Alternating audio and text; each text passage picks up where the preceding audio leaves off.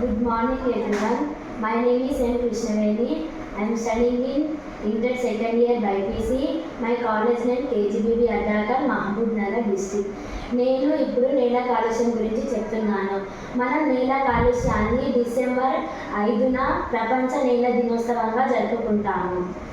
నేల కాలుష్యం అంటే భూమి కలుషితం అవ్వడము, దీనిలో విషపూరితమైన రసాయనాలు, వ్యర్థాలు, అధికంగా ఉపయోగించే పురుగుల మందులు, ఎరువులు కారణము. ఇది పంటల దిగుబడిని తగ్గించి ఆహార కొరతకు దారితీస్తుంది. అలాగే ఇది మానవ ఆరోగ్యానికి హాని కలిగిస్తుంది.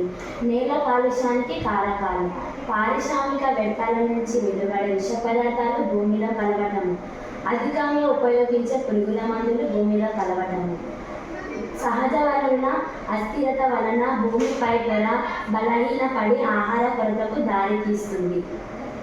నేల కాలుష్యం వల్ల కలిగే ప్రభావాలు: క్యాన్సర్, చర్మ సమస్యలు వంటివి సంభవిస్తాయి. నేల కాలుష్యం వల్ల జంతువులకు మొక్కలకు రసాయనాలు చేరడం ద్వారా వాటి జీవ వైవిధ్యం నాశనం అవుతుంది.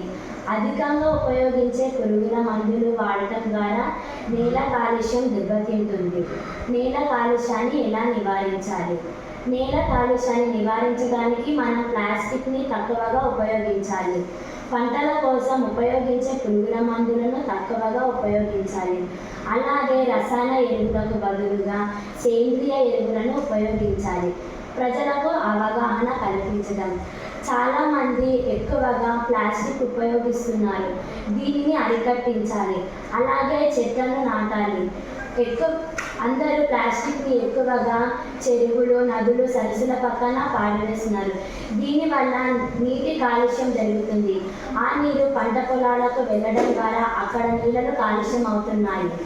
నీళ్ళలో పండే ఆహారాన్ని మనం ఎక్కువగా తీసుకోవడం ద్వారా అవి మనకు అనారోగ్యాన్ని కలిగిస్తాయి. కావున మనము అధిక మొత్తంలో ప్లాస్టిక్ను ఉపయోగించరాదు. అలాగే ఎక్కువ మొత్తంలో చెట్లను నాటడం ద్వారా అక్కడ పర్యావరణం చాలా ఎక్కువగా ఉంటుంది. కావున వాటి ద్వారా మనకు ఎలాంటి హాని కలగదు. అలాగే చాలామంది ఎక్కువగా ప్లాస్టిక్ను ఉపయోగించడం ద్వారా ప్లాస్టిక్ వల్ల ఎన్నో రోగాలు వస్తున్నాయి. దాని ద్వారా క్యాన్సర్ వస్తుంది. క్యాన్సర్ వల్ల మనకు ఎన్నో అనారోగ్యాలు జరుగుతాయి. అలాగే ఒక ఇంట్లో కనీసం 4 ఉన్నా అందులో 88% ఖచ్చితంగా ప్లాస్టిక్ను ఉపయోగిస్తుండ్రు. దీనిని అరికట్టించాలి. నేల కాలుష్యం వల్ల మనము ప్రతిరోజు తీసుకునే ఆహారం నేల నుంచే వస్తుంది. నేలలో ప్లాస్టిక్ చేరడం ద్వారా మన ఆహారం విషపూరితం అవుతుంది. కావున ప్లాస్టిక్ని తక్కువగా వాడాలి. అలాగే మనము ప్రతిరోజు 99% నీటిని ఉపయోగిస్తున్నాము. నీటిలో ప్లాస్టిక్ ఉండడం ద్వారా అది మనకు తీసుకోవడం ద్వారా మన శరీరంలో చాలా వరకు విషపూరితం జరుగుతుంది. మనము తీసుకునే గాలిలో కూడా ఎన్నో రకాల కార్బన్ డైఆక్సైడ్, నైట్రోజన్ ఆక్సైడ్లు కలుస్తున్నాయి. కావున మనము ప్లాస్టిక్ని తగ్గించడం ద్వారా దీనిని అరికట్టించవచ్చు. అలాగే ప్రజలను మీ ఇంటి దగ్గర ఉన్నప్పుడు వాళ్ళకి సంప్రదించాలి. ఎక్కువగా మొక్కలు నాటండి, పర్యావరణాన్ని పరిరక్షించండి అని వాళ్ళకు చెప్పడం ద్వారా మనము పర్యావరణాన్ని కాపాడుకోవచ్చు.